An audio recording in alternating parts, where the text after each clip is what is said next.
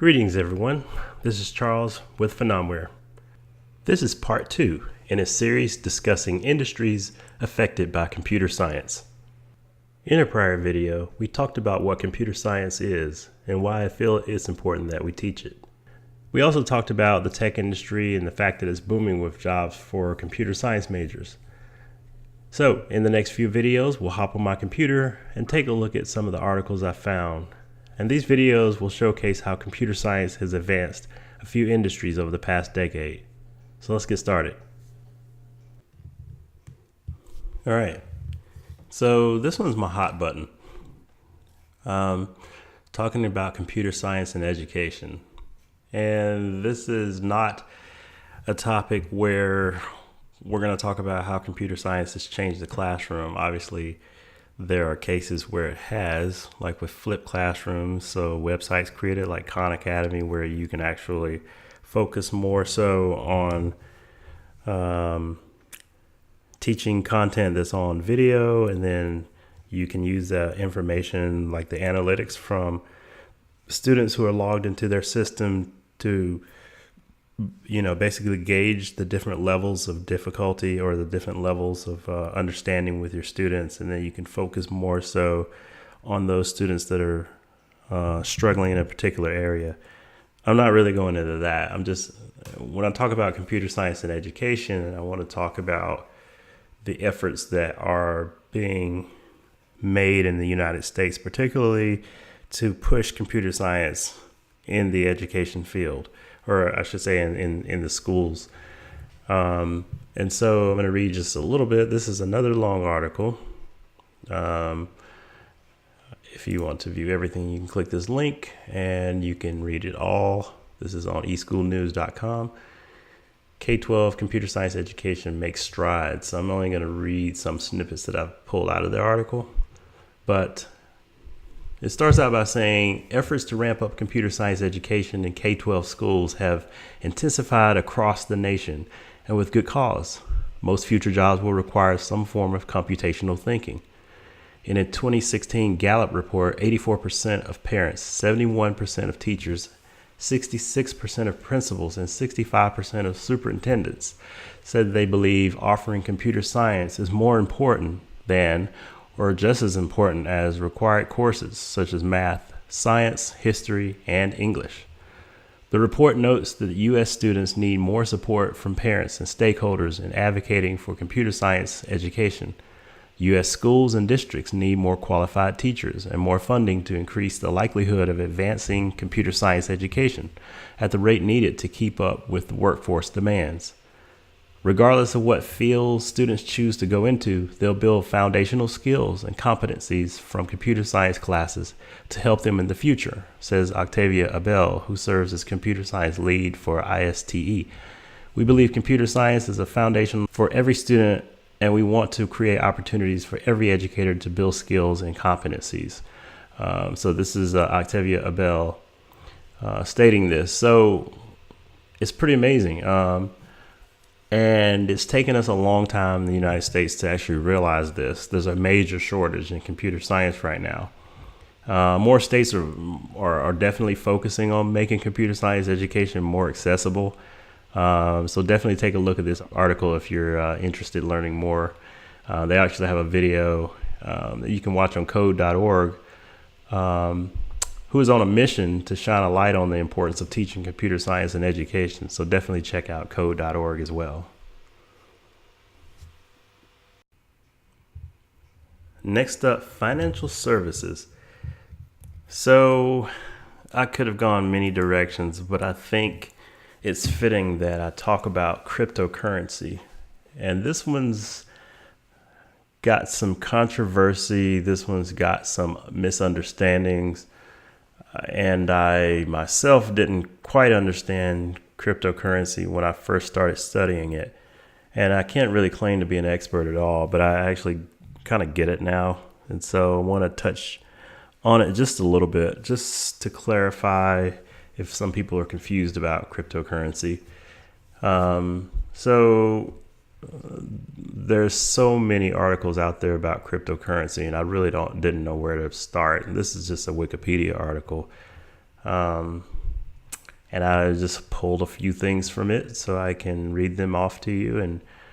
And I'm feeling, I really feel like I'm probably gonna make a separate video about cryptocurrency, but I need to do a little bit more research.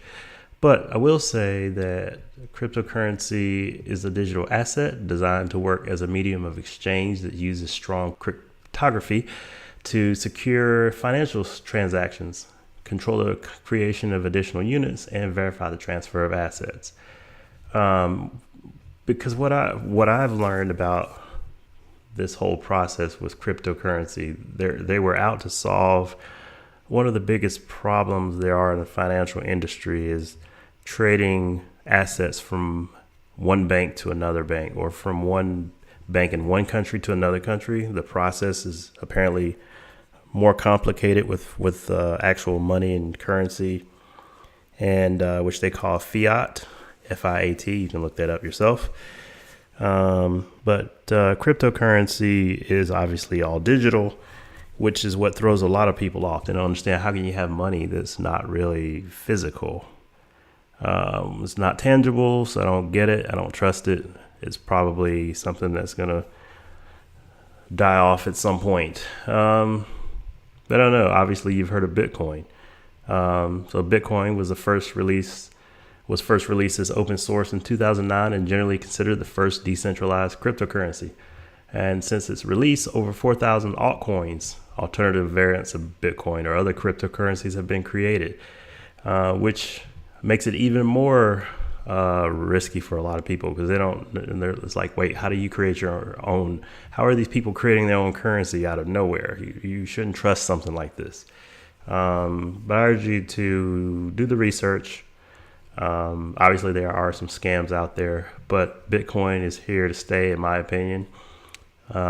It's super volatile, so beware if you get into Bitcoin. The money, the value is definitely very volatile.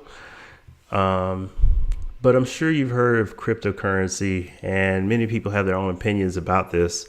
But perhaps in my mind, the most significant technology here is not so much the cryptocurrency, but the underlying framework that it's built upon. Cryptocurrencies are a kind of digital currency, as we mentioned. It's a virtual currency or alternative currency to fiat currency. Cryptocurrencies use decentralized control as opposed to centralized electronic money and central banking systems. So the decentralized control of each cryptocurrency works through distributed ledger technology. And I know this is a lot of jargon, but you've probably heard this thing called the blockchain. So that's basically that digital ledger technology. And that serves as a public financial transaction database. So instead of having all of the information centralized in one particular bank like Wells Fargo, the transaction information is held on basically a digital database that's distributed across lots of computers. So they're all verifying the validity of all the transactions. And again, I think I'm going to do a separate video on it that may have some illustrations and break it down in layman's terms so you'll understand. But the blockchain technology is what all the fuss is about. And it could be as revolutionary as a technology like the internet was back in the 90s. So definitely a loaded topic. Not going to go any further about that. I feel that's the most significant advance of computer science affecting financial services. All right, moving on to hospitality. So I could have gone a number of directions, but I thought, in terms of computer science, what's advanced the hospitality industry the most? Well, if you think about hotels and motels, inns, bed and breakfasts, obviously the one that jumps out to everyone is Airbnb. And basically they've made it really easy for anyone with any type of property. You basically can just turn it into a bed and breakfast. And I think that technology as a whole has really helped this industry because, in terms of giving access, there's smart locks, smart doors, smart cameras. So it really makes it easy for people to monitor the property they have and be able to, give access and remove access to the door. So perfect marriage. And they basically created the website, Airbnb. I think this article talks about what they actually were called something else before, airbeds. Maybe that's what they were called. I don't know. But anyway, this article was written in 2018. It says it's the 10th anniversary. So, it's amazing now that, you can go to Europe, get you an Airbnb. It's a lot less expensive than getting a hotel. And you would think that, at least when I was, 10 years ago, maybe even further back, I'm thinking, this would be a crazy idea. I would not stay in some random person's house. I know that bed and breakfasts are a common thing, but, just the way that Airbnb has opened this up to anyone is pretty insane. And it says here they've surged to a valuation of roughly 31 billion. So that's amazing in just 10 years. It says here when they first wrote about the company, and that's this TechCrunch that's saying when they first wrote about the company, it was a spare website cobbled together by its founders for the low price of $20,000. So amazing, what computer science has allowed, because it's opened doors for so many industries. That's really all I want to say about Airbnb and hospitality. I'm going to move on. I hope my videos are informative, that you can learn from them, and that they are enjoyable to watch. If so, get real familiar with that like button and make sure to subscribe to my channel. Stay tuned for the next video.